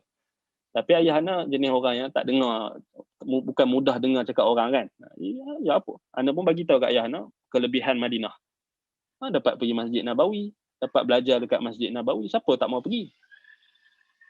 Kan? Jadi orang yang objektif, dia tak akan dengar orang cakap. Sebab tu alhamdulillah ayah anak tak dengar hasutan orang tu. Kalaulah ayah anda dengar, dah anda tak pergi dah Madinah. Pergi kat mana tak tahu. Alhamdulillah. Kita taat pada ayah kita. Ayah anda suruh pergi. Anda pun memang nak pergi. Memang nak pergi. Mana kita tahu waktu tu apa benda. Kita pergi mengaji. Kan? Dan mak kita bersuruh. Tak ada pun kita balik, kita kafirkan mak ayah kita. Mana ada kan. Ini tuduhan, ini jahat ni. Jahat. Kan? Berapa ramai orang yang kat Madinah tu yang mati kena bom ke, kena bunuh ke apa, yang tak ada kan. Ada ke? Pergi belajar sana, balik mati ke? Ataupun pergi sana tak balik ke? Balik. Setiap tahun balik, siap bagi tiket lagi, siap dapat makan lagi, siap dapat allowance lagi. Balik je kan. Tak ada kita dengar kan. Yang kalau benda yang pelik-pelik tu mungkinlah ada, tapi tak mewakili institusi tersebut kan. Kesesatan orang, individu dan sebagainya. Kita tak bolehlah nak hukum pukal. Kena adil lah kan. Kena adil lah kan. Macam orang yang macam kita kata, contoh nak mudah faham, jelas lah, Universiti Malaya. Tiba-tiba ada orang yang dituduh teroris pernah belajar dekat Universiti Malaya. Bolehkah kita blame satu Universiti Malaya tu? Macam itulah nak faham mudah. Mestilah semua penuntut alumni ke Universiti Malaya marah bila orang kaitkan Universiti Malaya dengan teroris ke. Orang marah lah. Mana ada UIA, Islam Antarabangsa, alumni dia kena tuduh Universiti Islam ni sarang pengganas ke. Padahal individu tu yang terjebak satu individu. Bolehkah kita pukal, kita hukum satu universiti? Tak boleh. Samalah juga. Kalau kita ada kita punya maruah, tempat kita belajar, kita kena adil, kita kena bagi tahu. Bila mana masyayikh kita, pensyarah-pensyarah kita dituduh, universiti kita dituduh, sebab tu kita sebut. Sebab tak adil lah. Kan? Itu asatizah kita yang baru-baru ni, mereka bangkit, mereka cerita, mereka jelaskan tuduhan yang dusta kan. Jadi kita kena faham. Kita pun sebut sebab orang duduk cakap macam-macam ni. Sebab kita pun bukan benda baru benda ni. Kita dulu pun orang duk tuduh kita sesat, kita duk dengar-dengar, kita pun orang tuduh mengaji sini Madinah ni Wahabi gini-gini, kita pun dengar daripada dulu lagi kita duk dengar, tapi kita tak jadikan apa yang orang kata tu sebagai, kita tak ambil serius lah. Maksudnya kita tak adalah sampai ke tahap kita nak macam jadi bodoh kan, jadi bodoh ikut dengan orang cakap tanpa kita meneliti faktanya. Kita kata kena cerdik lah sikit kan. Sebab tu orang-orang yang macam kaki-kaki khurafat, kaki-kaki cerita dongeng, cerita-cerita palsu khurafat ni dia tak suka. Cuba tengok orang balik mengaji Madinah, dia suruh balik ikut Al-Quran, suruh ikut sunnah, ikut fakta, ikut dalil. Jangan taksub pada ulama', jangan taksub kepada pemimpin, jangan taksub dia. Benda ni dia orang tak suka. Kita bukan tolak ulama'. Kita suruh hormat ulama' tapi jangan melampau terhadap ulama'. Ulama' tu bukan first. Ulama' tu kita ikut kalau dia ikut Quran dan sunnah. Ulama yang kita kata ulama yang betul-betul ikut Quran dan Sunnah kita ikut. Ulama-ulama 4 mazhab tu confirm dah mereka ulama muktabar. Kemudian anak-anak murid mereka yang tu kita duk sebut tu, bukannya kita ajar benda yang pelik ni, kita duk sebut perkataan tabi'in, kita duk sebut perkataan sahabat, kita sebut perkataan ulama mazhab dalam mazhab Syafi'i, dalam mazhab Ahmad, kita terima semua. Di Universiti Islam Madinah tu belajar pula fiqh muqaran, belajar semua mazhab. Tak habis dekat situ, dekat Masjid Nabawi ada kerusi, ada halaqah yang masyayikh mengajar mazhab Syafi'i, ada boleh pilih. Universiti Islam Madinah tak pernah pun paksa anak pelajar-pelajar dia untuk pilih mazhab mana. Mereka bagi kebebasan. Tak paksa. Cuma masyayikh kami kata kalau balik ke Malaysia, balik ke tempat kamu ajar mazhab Syafi'i supaya orang tak keliru. Siap lagi, sebut lagi. Syekh Sulaiman Ar-Ruhaili, hafizahullah. Siap sebut dalam salah satu kuliah dia. Tak salahnya dalam satu program iaitulah I'dad Mufti dekat Masjid Syekh bin Baz di Universiti Islam Madinah. Dia ada sebut. Orang tanya dia balik nanti kami nak mengajar apa dekat masyarakat. Dia kata balik kamu ajar fiqh mazhab tempat kamu. Tak ada pun dia kata balik kamu mengajar mazhab Hanbali ke, tak ada. Sama juga fatwa Syekh Saleh Al-Fauzan. Sama juga. Orang tanya dia mengajar mazhab kamu lah. Cuma sampaikan amanah, sampaikan risalah, sampaikan sunnah Rasulullah, sampaikan.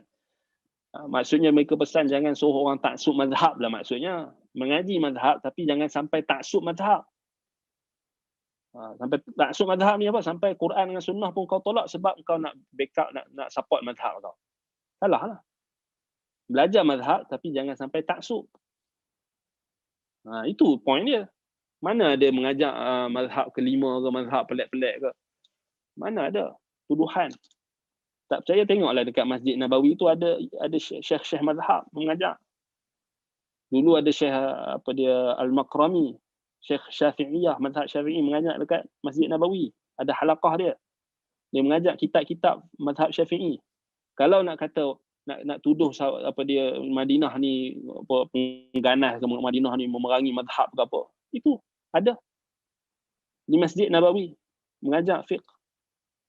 Diberikan satu tempat untuk mengajar fiqh. Cuma ialah yang rasmi mazhab Hanbali kat sana, sudah tentulah mereka dapat lebih ramai student tu lebih ramai sebab kat sana tu mazhab rasmi dia mazhab Hanbali. Tapi orang-orang yang mengaji di Madinah sekalipun ramai yang balik mengajar mazhab Syafi'i je. Tak ada pun isu. Cuma bila adalah isu-isu yang khilaf dan sebagainya, ialah sebab tu kena mengaji. Jangan ikut saja mengaji. Kena tahu. Ini ada pendapat, ini ada benda yang tak betul. Kena mengaji. Bukan terus rela dalam kejahilan. Orang kata ikut. Orang kata ustaz cakap semua ikut. Ustaz suruh langgar rentah negeri pun dia ikut. Itu yang jadi masalah tu. Pasal dia semua ustaz kata kita buat. Ustaz dia jadi ustaz tu dalil. Ustaz bukan dalil. Ustaz itu hanya penyampai. Ini masalahnya. والصواب أن يقال ليس له طريق يتسلط به عليهم لا من جهة الحجة ولا من جهة القدرة فالقدرة داخلة في مسمى السلطان وإنما سميت الحجة سلطانا لأن صاحبها يتسلط بها تسلط صاحب القدرة بيده وقد أخبر سبحانه أنه لا سلطان لعدوه على عباده المخلصين المتوكلين فقال في سورة الحجر قال ربي بما أغويتني لأزينن لهم في الأرض ولأغوينهم أجمعين إلا عبادك منهم المخلصين قال هذا صراط علي مستقيم إن عبادي ليس لك عليهم سلطان إلا من اتبعك من الغاوين. Baik, yang tepatnya ataupun yang benar ni di sini kata Imam Ibn Qayyim rahimahullah, iaitulah dia yang ini syaitan tidak memiliki jalan untuk menguasai mereka, iaitu orang-orang beriman, baik melalui jalan hujah, argumentasi, ataupun melalui jalan kudrah, jalan kekuatan. Kudrah yang ini kekuatan adalah makna yang merangkumi dalam kata sultan, kekuasaan ataupun dominasi. hujah argumentasi itu disebut sebagai sultan kerana orang yang memiliki hujah dia boleh menguasai sebagaimana pemilik kekuatan yang boleh menguasai dengan kekuatannya itu. Orang yang ada hujah ni dia macam orang yang ada kekuatan. Sebab itu kita tengok nabi-nabi dan rasul, walaupun pada setiap zaman nabi-nabi rasul diutuskan, mereka tak ada yang diutuskan tanpa kekuasaan, tetapi mereka tetap menang sebab mereka ada hujah. Betul tak? Orang yang beriman pada setiap zaman, walaupun mereka tak diberikan kekuatan, mereka tidak ada kekuasaan, mereka tidak ada pangkat jawatan, tetapi mereka menang dengan hujah. Mereka menang. Sebab itu disebutkan sultan itu antara maknanya hujah. Sebab orang yang diberi hujah, dia ada kekuasaan. Seperti mana orang yang ada kekuasaan, dia boleh main-main dengan kekuasaan, dia boleh pegang kekuasaan dia itu, kemampuan, begitulah juga orang yang ada hujah. Cuba kita tengok Imam Ahmad bin Hanbal rahimahullah ketika berhadapan dengan ulama-ulama Mu'tazilah yang ada jawatan. Semuanya mufti-mufti yang dilantik rasmi. Tapi Imam Ahmad bin Hanbal tetap menang walaupun dia tak ada jawatan. Dia ada hujah. Dia ada argumentasi, dia ada kekuatan hujah. Sebab itulah kenapa hujah dinamakan sebagai sultan. Nampak? Lianna sahibaha yatasallatu biha tusallitu sahibul qudrah biadi. Orang yang pemilik hujah ni dia mampu untuk menguasai hujahnya tu seperti mana orang yang mempunyai kekuatan yang mampu untuk memegang kekuasaannya dengan tangannya. Wa qad akhbara subhanahu annahu la sultana li'aduwihi ala ibadihi al-mukhlisin. Dan Allah telah mengkhabarkan kepada kita bahawasanya syaitan, iblis, syaitan di kalangan jin, dia tidak ada dominasi, dia tidak ada sultan, dia tidak ada hujah, dia tidak ada kekuasaan terhadap musuhnya, iaitulah ke atas hamba-hamba Allah yang mukhlis, yang ikhlas, yang bertawakal kepadanya. Sebab itu Allah Ta'ala sebut dalam surah Al-Hijr, kata iblis, qala rabbi bima aghwaytani la uzayyinanna lahum fil ardi wa la ughwiyannahum ajma'in. Kata, wahai Tuhanku, kata iblis, bima aghwaytani, disebabkan kau telah menyesatkan aku, la uzayyinanna lahum fil ardi, aku akan memperhiaskan kemaksiatan, kebatilan kepada mereka di muka bumi. Wala ughwiyannahum ajmain, aku akan menyesatkan mereka semuanya. Ini sangkaan dia. Illa ibadaka minhumul mukhlasin. Yang ini keyakinan iblis ni.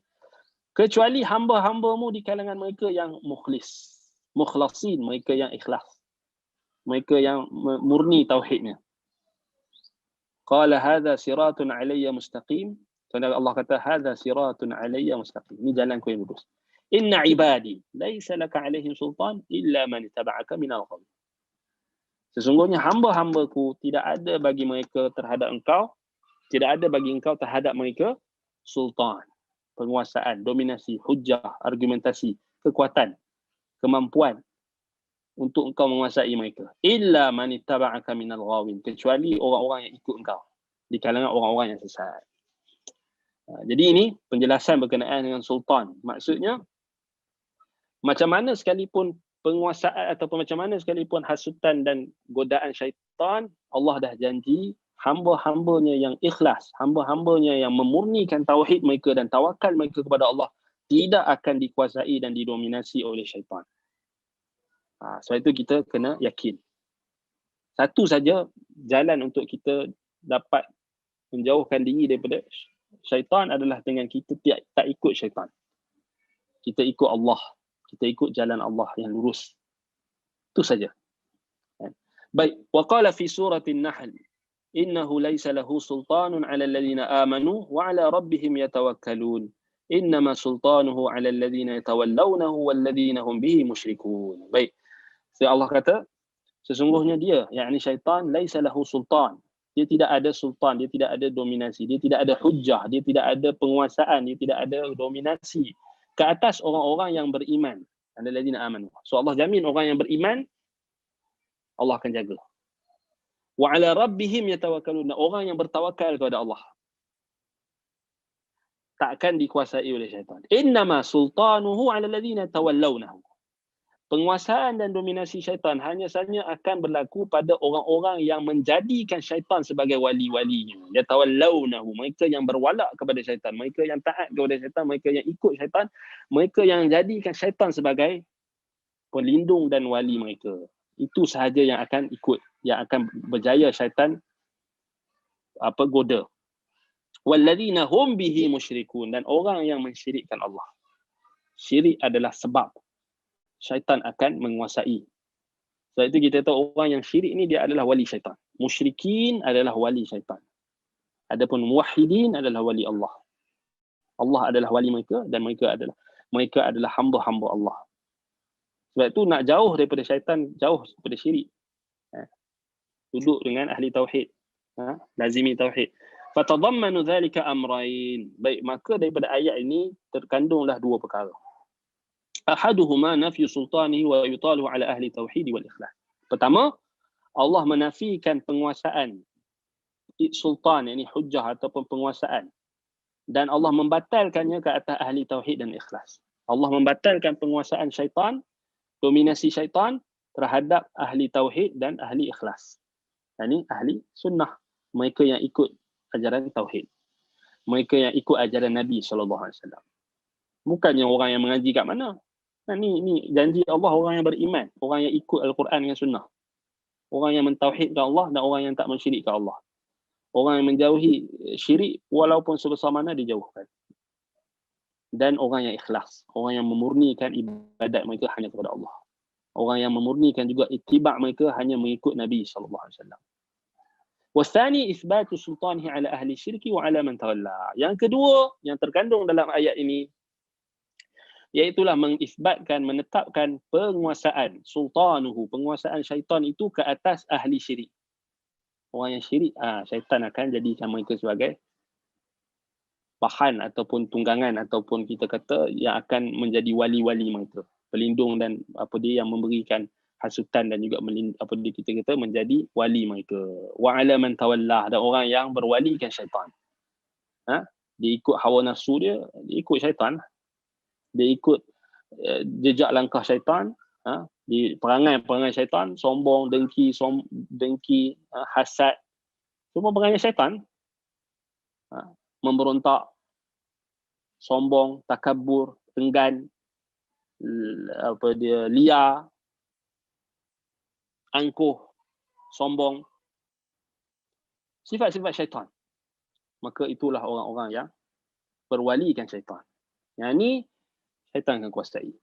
Walamma alima aduwullah anna Allah la yusallituhu ala ahli tauhid wa ikhlas qala fa bi'izzatika la ughwiyannahum ajma'in illa ibadaka minhumul mukhlasin. Setelah musuh Allah iaitu iblis dia tahu bahawasanya dia tak mampu untuk menguasai dan mendominasi ahli tauhid dan ikhlas, maka dia pun bersumpah dengan kata fa bi'izzatika, demi kemuliaanmu wahai Tuhan, la ughwiyannahum ajma'in, aku benar-benar akan menyesatkan mereka kesemuanya, anak Adam kesemuanya, manusia kesemuanya, illa ibadaka minhumul mukhlasin, kecuali hamba-hambamu di kalangan mereka yang mukhlasin, yang murni ibadatnya, yang murni tauhidnya, yang murni ittiba'nya kepada Nabi Muhammad SAW.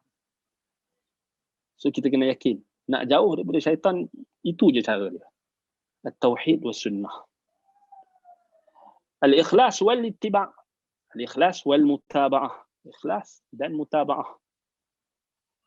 فعلم عدو الله أن من اعتصم بالله وأخلص له وتوكل عليه لا يقدر على إغوائه وإضلاله وإنما يكون له سلطان على من تولاه وأشرك مع الله فهؤلاء رعيته وهو وليهم وسلطانهم ومتبوعهم.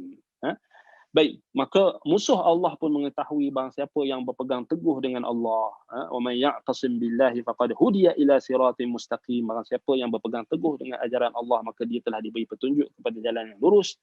Wa akhlasalahu, orang yang mengikhlaskan, memurnikan ibadat hanya kepada Allah, wa tawakkal alaihi, yang bertawakal kepadanya, maka syaitan, musuh Allah, iblis, musuh Allah tu dia tahu la yaqdiru ala ighwaihi wa idlal, dia tak mampu untuk menyesatkan dan memesongkan orang-orang yang ikhlas ni, ahli tauhid, ahli sunnah.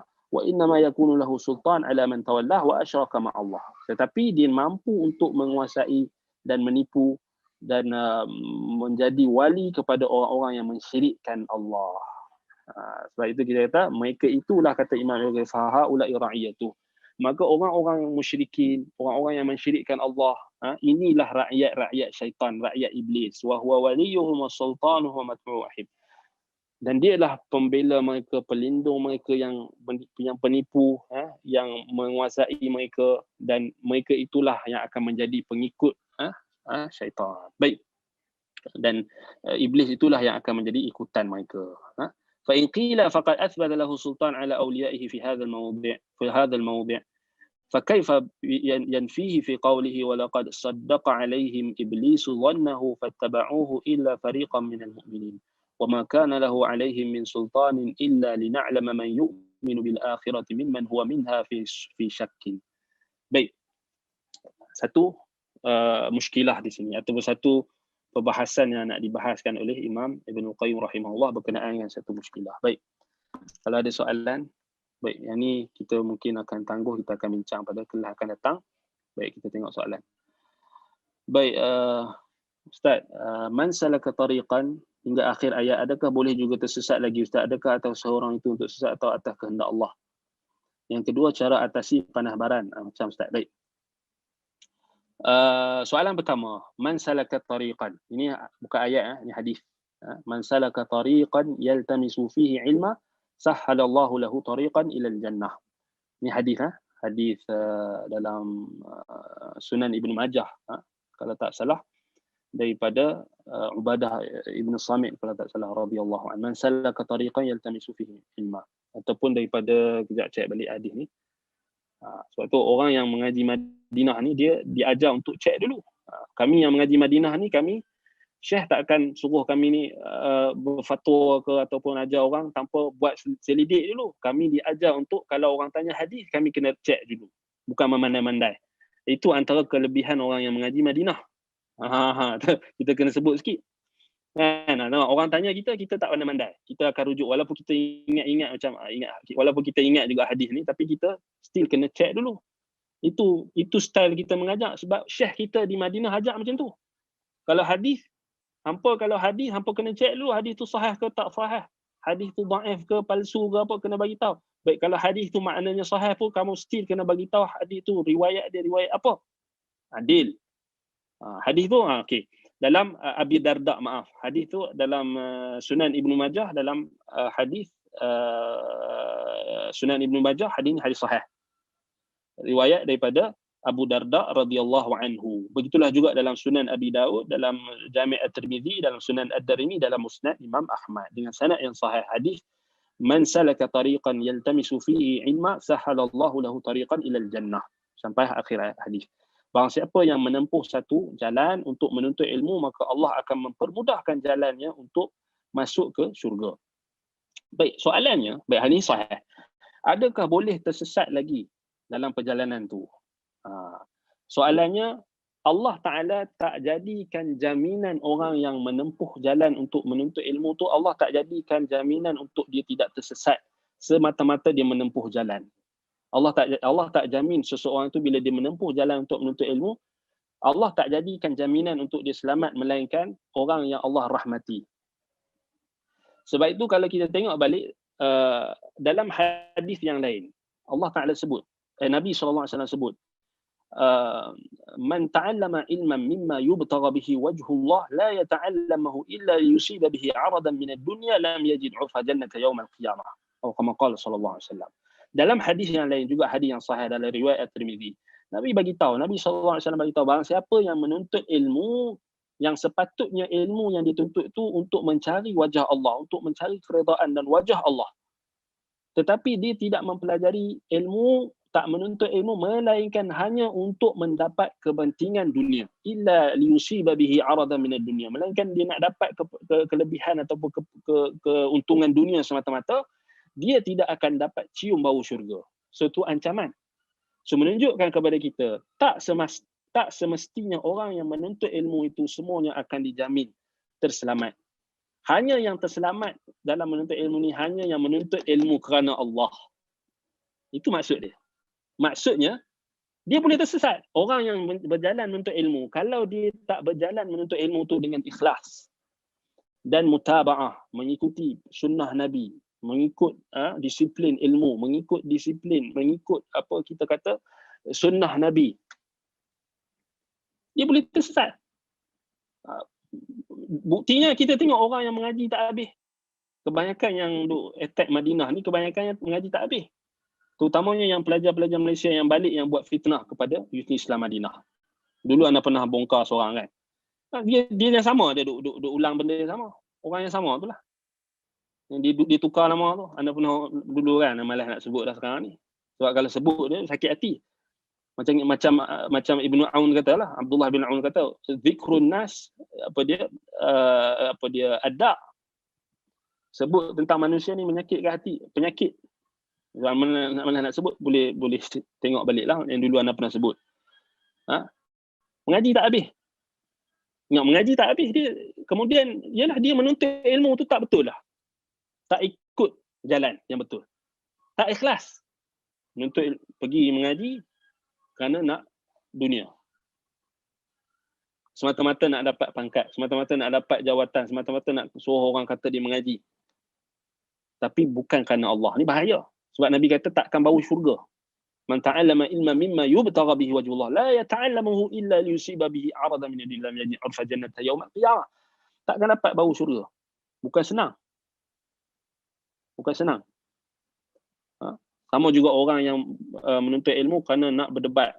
Kerana nak berdebat dengan orang jahil, nak tunjuk nak tunjuk dia tu hebat, berdebat. Ni pun ramai. Nak tunjuk dia tu hebat, berbantah. Sebab tu dalam hadis Nabi SAW sebut dalam hadis Hasan dalam riwayat Imam At-Tirmizi. Dia kata, "Man talabal ilma liyujariya bihi al-ulama aw liyumariya bihi as-sufaha aw yasrifa bihi wujuhan nasi ilaih adkhalahu Allahu an-nara." Adkhalahu Allahu an-nara. Barang siapa yang menuntut ilmu untuk liyujariya bihi al-ulama, yakni untuk berdebat dan untuk menunjuk kepada manusia bahawasanya dia ni hebat, lawan dia boleh berdebat dengan ulama untuk menunjukkan kononnya dia ni status ulama, kononnya dia hebat berdebat dan sebagainya, untuk berdebat dengan ulama, berbantah-bantah. Tapi tak berani pun cakap belakang. Yang balik Madinah tak mengaji habis ni, dia bukan berani berdebat depan syekh, dia pergi jumpa orang yang bodoh juga, dia pergi duk cakap, dia pergi canang syekh-syekh di Madinah sesat. Anda cabar, dia tak pernah berjumpa dengan syekh pun. Mengaji tak habis. Anda pernah jumpa ada seorang individu ni, dia balik, dia tak habis mengaji, dia kena buang. Mafsul. Dia tak habis. Dia pernah dulu mai jumpa ana, dia suruh ana ajak dia kitab. Habuk pun dia tak reti bahasa Arab. Bila dia balik, ana terkejut tengok orang panggil dia ceramah. Ana terkejut. Sebab dia pernah mai jumpa ana, dia kata tolong syekh ajak ana tak reti. Ana ajak dia, memang dia tak reti bahasa Arab. Teruk bahasa Arab dia. Tapi anda terkejut bila balik Madinah, balik ke Malaysia, anda tahulah pasal dia tak habis mengaji. Kemudian orang duk kata dia mengaji Madinah. Dia pula duk canang dekat orang dia mengaji Madinah. Kemudian dia kata dia khatam kitab Al-Wasitiyah Ibn Taymiyah, padahal tak khatam. Dia pernah duduk dalam kelas dekat Ma'had Sanawi. Time syekh mengajak, dia tidur. Lepas tu tanya kita. Nak exam dia main jumpa kita, suruh ajak. Balik Malaysia dia canang kat orang dia khatam kitab Ibn Taymiyah. Bohong. Anda jumpa orang macam tu. Cuma anda tak mau sebut nama lah, ni orang lain. Sampai sekarang duk canang dia mengaji Madinah. Sampai baru-baru ni ada seorang sahabat kita share dia mungkin dia bercerai ke apa, dia duk cari jodoh. Duk canang dia mengaji Madinah. Dia ada sanad siang. Bohong orang cakap. Kita kenal orang macam ni. Tak habis mengaji, kemudian balik duk canang dia mengaji habis. Padahal kita ajak dia. Dia main mengajak kat kita, main menuntut, suruh kita ajak dia, dia tak reti bahasa Arab pun. Balik. Subhanallah, penipu. Dan ini banyak yang berlaku. Bukan seorang, dua, tiga, empat, ramai orang yang macam tu. Balik ke Malaysia, dia canang dia mengaji Madinah. Inilah orang yang akan bawa fitnah. Dia akan katalah syekh mengajak sesat apa semua. Pasal apa? Dia sendiri dah tak betul. Mengaji tak habis. Liumariya atau liujariya bihil ulama, nak anggap orang dia, supaya orang anggap dia ulama. Atau liumariya bihi sufaha, ataupun dia nak berdebat, nak nampakkan dia ni hebat di hadapan orang-orang jahil. Ini sebiji macam Nabi kata. Liumariya bihi sufaha, supaya orang yang jahil nampak dia alim. Orang yang jahil mana tahu apa? Orang-orang yang duduk dekat, orang yang tak tahu bahasa Arab, orang yang tak tahu mengaji agama, Oh, nampak pakai serban, nampak jubah. Oh, mengaji Madinah. Dia pun, yalah, okey, betul. Diumariya bihi sufaha. Nak berdebat-debat, nak menampakkan kehebatan di hadapan orang-orang jahil. Memang betul lah. Bolehlah orang yang jahil. Tapi kalau depan ahli ilmu, cuba dia pergi berdebat dengan ahli ilmu. Kalah lah. Orang tahu lah. Oh, pokoknya bahasa Arab pun tak lepas. Yang ni ada seorang makhluk ni. Duk wahabi sesat. Tengok-tengok bahasa Arab pun tak lepas. Tulis bahasa Arab pun, taudih dia ha tu. Ha pedas. Taudih orang ha dia ha dia. Taudih. Duk tak betul. Orang yang tahu mengaji bahasa Arab, orang yang menuntut ilmu dia tahu, boleh beza. Au yasrifa bihi wujuhan nasi ilaih, ataupun tujuan menuntut ilmu ni untuk supaya manusia memalingkan wajah kepadanya, supaya orang panggil dia alim. Ni pun niat tak betul. Supaya semua manusia pandang dia. Oh, saya mengaji Madinah. Bohong. Tak mengaji. Tak habis mengaji. Apa kesan dia? Orang macam ni, Nabi SAW kata, adkhalahu Allahun nara. Allah akan masukkan ke dalam neraka. Man talaba al-ilma liyujariya bihi al-ulama, aw liyumariya bihi as-sufaha, aw yasrifa bihi wujuhan nasi ilaih, adkhalahu Allahun nara. Na'udzubillah. Allah akan masukkan dia ke dalam neraka. Waliyazbillah. Menuntut ilmu kerana dunia. Kerana nak berdebat. Kerana nak nampak alim. Bahaya. Bukan dia punya risiko dia tinggi. Risiko dia masuk neraka. Sebab tu kita kata boleh tersesat kalau dia tak betul cara. Ikhlas. Orang yang ikhlas menuntut ilmu sahaja yang akan terselamat. Adakah atas usaha orang itu untuk sesat atau atas kehendak Allah? Allah Ta'ala tak akan sesatkan seseorang melainkan orang itu sendiri yang pilih jalan kesesatan. Jadi kita kena faham. Sebab itu Allah kata dalam Quran, falamma zaghu azaghallahu qulubahum. Bila hati-hati mereka yang memilih cenderung untuk sesat, untuk menyeleweng, maka Allah sesatkan, Allah selewengkan hati-hati mereka. Menunjukkan kepada kita Allah Ta'ala berikan kepada manusia kehendak, dan Allah Subhanahu Wa Ta'ala sesatkan seseorang itu berdasarkan apa yang telah dia pilih. So Allah Ta'ala bagi kita kehendak. Dia yang pilih jalan tu. Jadi Allah biarkan dia sesat. Biarkan disebabkan pilihan dia. Sebab itu keburukan, kesesatan kita tak nisbahkan kepada Allah. Walaupun memang pada dasarnya Allah Ta'ala yang berkehendak. Tetapi kehendak Allah itu tak semata-mata kehendak Allah jadikan sebab. Antaranya dia sendiri yang pilih. So dia tak boleh blame Allah. Sebab Allah dah bagi pilihan. Allah dah bagi dia peluang untuk menuntut ilmu. Tetapi dia pilih untuk menyeleweng. Dia bermalas-malasan. Dia pilih jalan kemalasan. Orang masuk kelas, dia duduk tidur dalam bilik. Ini point dia. Orang semua duduk pergi Masjid Nabawi, pergi bertalaki, dia duduk pergi main game dalam bilik. Ini macam tu. Dia tak mengaji. Balik-balik dia buat. Macam tu. Dia punya ibarat dia. Sama jugalah kat mana-mana pun. Mengaji tak habis, masalah. Dia jadi apa last kali? Dia jadi sudo. Masalah. Baik, soalan yang berikutnya. Cara atasi panas baran. Macam Ustaz. Baik, panas baran ni kita kata, macam Imam Ibn Qayyim sebut tadi, memang adalah kenderaan syaitan. Memang dia datang daripada syaitan. Al-ghadabu. Marah. Sebab itu dalam Nabi SAW, dalam wasiat dan pesanan Nabi kepada para sahabat dan umatnya, Nabi kata apa? La taghdab, la taghdab, la taghdab. Faraddada miraran. Nabi ulang 3 kali, ulang banyak kali. Jangan marah, jangan marah, jangan marah. Apa maksud dia? Maksudnya jangan kamu bersikap, jangan kamu mulakan kemarahan. Maksudnya Nabi SAW nak bagi tahu dekat kita bagaimana kita kena atasi kemarahan.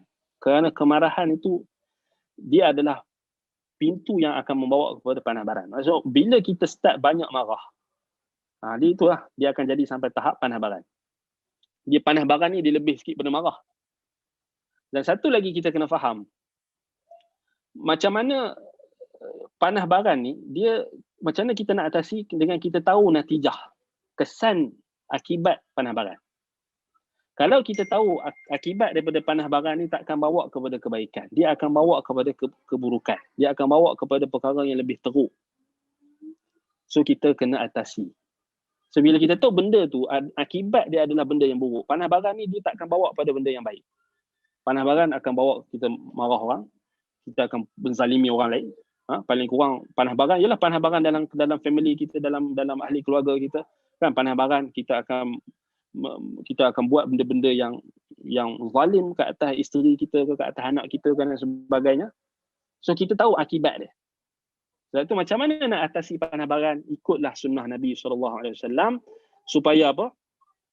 Supaya kita maksudnya ketika kita panah baran ni, maksudnya antara yang diajarkan oleh para ulama iaitulah apa? Dengan kita mengambil wuduk, dengan kita duduk. Kalau kita tengah panah, tengah marah tu, maksud duduk. Tengah panah, tengah marah tu kita isti'adzah, a'udzubillahi minasyaitonirrajim. Duduk.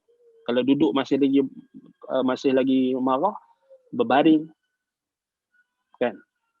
Kemudian pergi ambil wuduk, dan stop, jangan start panah baran. Maksudnya stop kemarahan tu, kena stop. Apatah lagi kalau kemarahan yang tidak dibina di atas dasar syarak.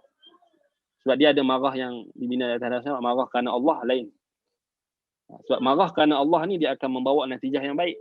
So, bila kita marah, bila maksiat, orang buat maksiat, kita marah. Dia akan membimbing kita untuk buat benda yang ketaatan. Kita akan ingkar kemungkaran tu dengan benda yang ma'ruf. Tapi beza dengan orang yang panah baran ni, kebanyakannya dia tak akan bawa melainkan kepada kemungkaran juga. Sebab itu yang kita sebut tadi, orang yang paling kuat adalah orang yang mampu mengawal kemarahan dia. Sebab itu kawal kemarahan kita. Macam mana? Cubalah dengan cara yang Nabi SAW dah tunjukkan. Kita duduk, relax, tenang. Maksudnya waktu tu jangan kita, bila kita marah ni panah baran, so kita tenang. Kita nak marah kat siapa-siapa, tenang dulu. Duduk. Relax. Hilangkan kemarahan. Kita tak boleh baring. Alihkan pada perkara lain. Ingat Allah. Yang paling penting, bertakwa kepada Allah. Fattaqullaha mastata'tum. Fasta'id billahi minasyaitanir rajim. Minta perlindungan kepada Allah daripada syaitan. A'udzu billahi minasyaitanir rajim. Kerana marah ni, panah baran ni datang dari syaitan. Minta lindung kepada Allah. Terus isti'adzah. Kemudian stop, berhenti. Sejukkan. Sejukkan. Relax. So panah baran ni macam tu, dia memang, yelah kadang-kadang kita akan tak mampu nak kawal juga. Kadang-kadang kita panah baran tu dah memang panah nak buat macam mana, dah memang marah. Tapi cepat-cepat ingat Allah. Itu je paling penting. Cara nak atasi panah baran ni macam itulah. Kita kata kena ingat Allah Ta'ala. Ala bi dzikrillah tatma'innul qulub. Yang dapat menenangkan kita dengan zikrullah. Ingat Allah. A'udzubillahi minasyaitanir. Minta lindung pada Allah dari syaitan. Itu saja cara dia. Dan jangan layan panah baran tu. Kalau makin layan, makin akan panah baran lagi. So stop.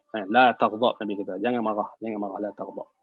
Baik, saya cukup setakat itu. InsyaAllah pada kelas akan datang kita akan sambung perbahasan yang diutarakan oleh Imam Ibn Qayyim rahimahullah. Baik, aqulu qawli hadza wa astaghfirullah li wa lakum. Subhanakallahumma wa bihamdika asyhadu an la ilaha illa anta astaghfiruka wa atubu ilaik. Wa sallallahu ala Muhammadin wa ala alihi wa sahbihi wa baraka wa sallam. Alhamdulillah rabbil alamin. Wassalamu alaikum warahmatullahi wabarakatuh.